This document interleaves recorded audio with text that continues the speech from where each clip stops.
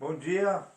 Então, nesse nosso primeiro encontro, né, dessa época de crises e, portanto, de possibilidades, nós vamos fazer uma revisão daquilo que nós já tínhamos conversado, então, anteriormente.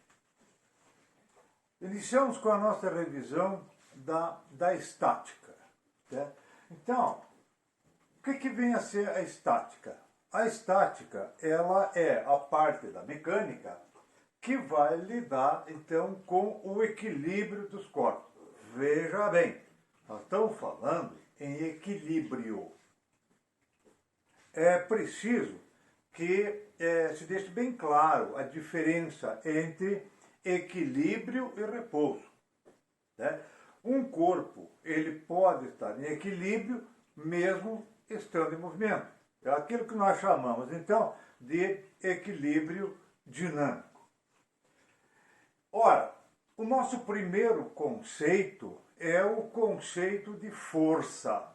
O que vem a ser a força?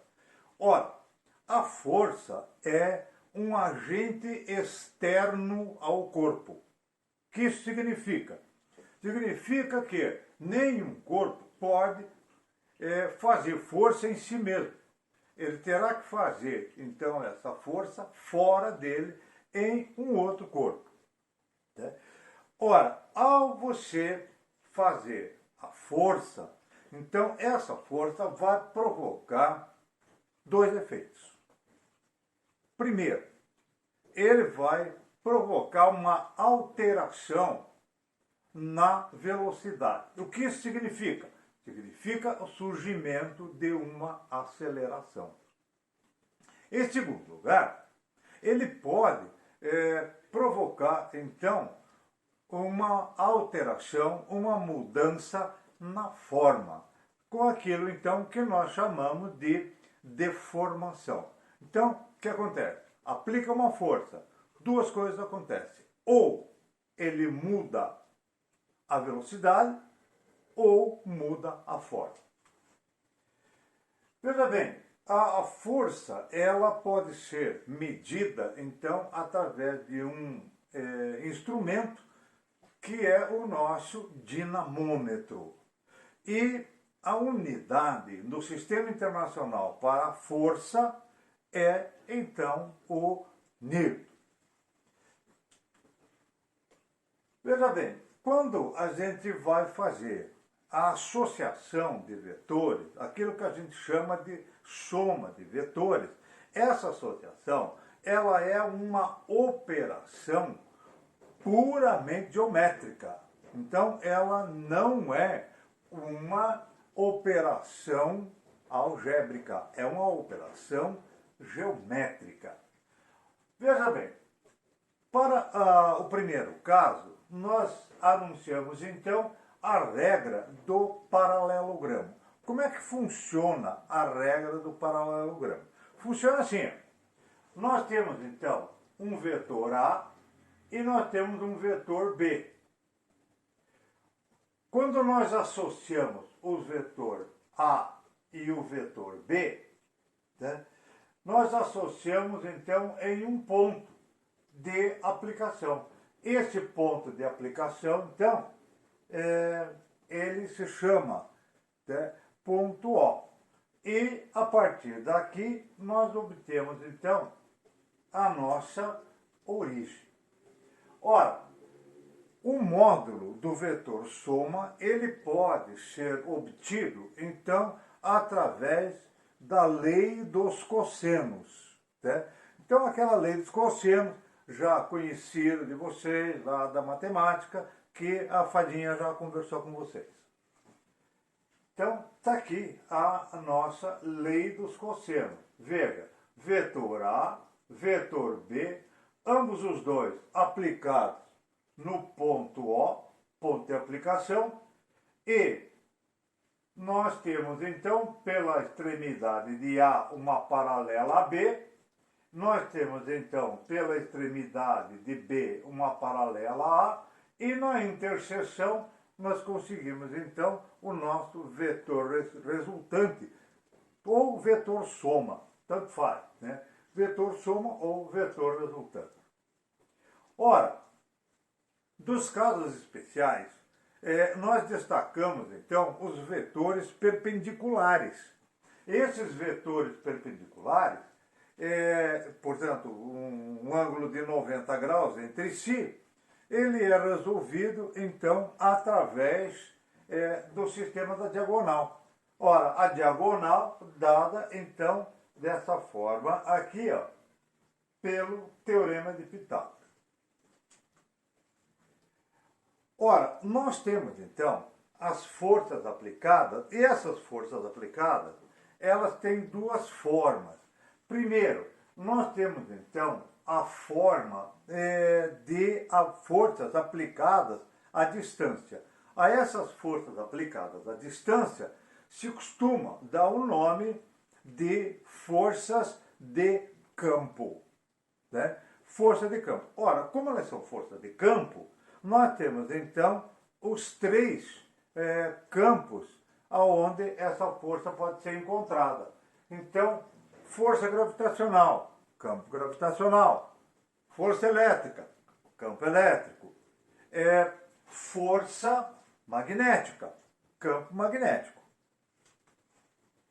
Veja bem, aonde que essa força vai ser aplicada? Essa força ela vai ser aplicada no centro de gravidade do corpo. No centro de gravidade do corpo. O centro de gravidade do corpo, para os corpos regulares, nós chamamos então de centro geométrico. Então, está aqui nosso centro geométrico ou centro de gravidade, né? Dessa forma aqui, que é o ponto de aplicação então da nossa dita cuja força-peso. Ora, como é que nós determinamos o centro de gravidade? O centro de gravidade é determinado, então, através do teorema de Varignon, né? Que a gente já conhece bem. Nós já discutimos o teorema de Varignon em outras oportunidades. Então, está aqui. Eu vou descobrir, então, o centro de gravidade aplicado nos dois eixos. No eixo X, né, que é o eixo das abscissas, ou no eixo Y, que é o eixo das ordenadas, obtendo então um par ordenado. Então nós temos esse par ordenado Px ou Py, conforme o eixo que ele é atribuído. Veja bem, quando nós falamos em equilíbrio, então nós temos duas maneiras de analisar o equilíbrio. Ora, nós vamos ter a análise do equilíbrio de um ponto ou o equilíbrio de um corpo extenso. Quando a gente fala, então, do equilíbrio de um ponto material, se faz necessário única e exclusivamente uma restrição, que é, então, a somatória das forças igual a zero. O que significa somatória das forças? Somatória das forças é a nossa resultante. Então, um ponto estará em equilíbrio se sobre ele tiver a força resultante igual a zero.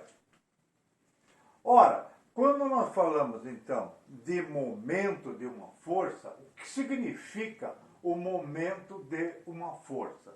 Ora, o momento de uma força é o módulo da força, o valor numérico da força, multiplicado, então, pelo braço. O que é o braço? O braço é a distância entre esse ponto de aplicação da força e o centro de giração. Isso se aplica, então, a um corpo extenso que vai ter, então, a nossa rotação. Então, o que nós temos? A primeira condição, somatória de todas as forças igual a zero, tal qualmente acontecia com o ponto. Também nós temos que a segunda condição deve ser mantida, ou seja, que eu tenha a somatória dos momentos igual a zero. Porque daí, esse corpo extenso não vai ter nem o movimento de translação, ou seja, mudando de posição, nem o movimento de rotação, ou seja, ele não vai ter um giro ao redor do seu eixo. Veja bem, quando a gente faz o estudo do corpo extenso, nós vamos lidar com as ditas cujas das alavancas, né? Então, as alavancas, ela tem três pontos importantes. Três pontos importantes. Nós temos o ponto de apoio, chamado ponto fixo. Nós temos, então, o ponto resistente, que é aonde essa força vai ser utilizada. E nós temos também aqui, então, o ponto da força que nós chamamos, então, de ponto de apoio. Então, veja bem, as alavancas, elas são consideradas aonde? São consideradas sempre com o elemento central, o elemento que está no meio. Por exemplo, nós temos aqui ó, uma alavanca interfixa. O que significa? Significa que o apoio está colocado entre as duas forças. Eu tenho aqui, então, a interresistente. Isso significa o quê? Que o corpo sobre o qual vai ser aplicado está entre o apoio e a força. E nós temos, então, a interpotente. O que é a interpotente? A interpotente é quando a força aplicada está, então, entre o objeto e o seu apoio. Tá lá? Então, com isso, nós encerramos essa primeira parte, né, que é a revisão da coisa. E fique em casa, porque aqui nós continuamos na luta.